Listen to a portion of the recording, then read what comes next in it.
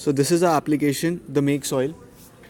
So basically it's a non-profit organization which has two types of users. One is soil makers and the other is soil supporters. So basically you can either contribute to any site or host your own site. So let me go through the application. You have an about us page which basically shows us how the things work here and the mission of the organization. So let's get started. Before that, I would like you to show the ways we have to log in also, like Instagram, Facebook, and Twitter as well. So let's start making soil. So basically this will take us to the login page where I would enter the credentials for a dummy user.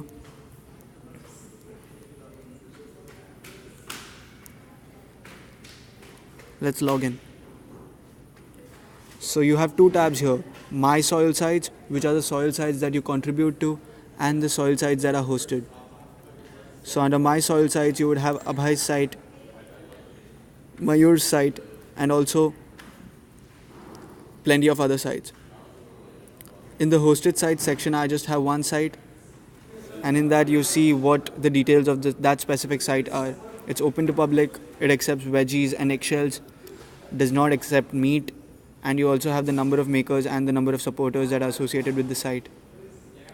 I can then manage this site where I basically edit the details of the site. I can transfer ownership to from one person to another. I can enter his address. I can add a different description to the site, what are accepted and what are not accepted. I can finally accept the terms and conditions and then edit this site. I can also request to join a different site, and I get a toast that your request has been sent to the backend in real time. We also have a message board where one can communicate to other soil makers and supporters and give the details of any specific activity that has been taken place. I also have nearby soil sites where you have Abhay's site, Joey's site, and plenty of other sites that are near you.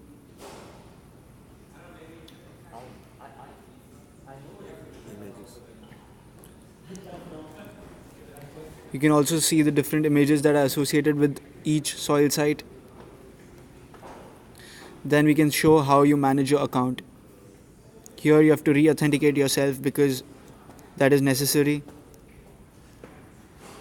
And then I can update my email or my password.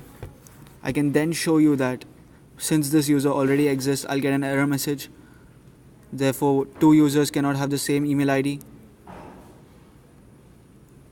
Finally, this was a project we developed using React Native.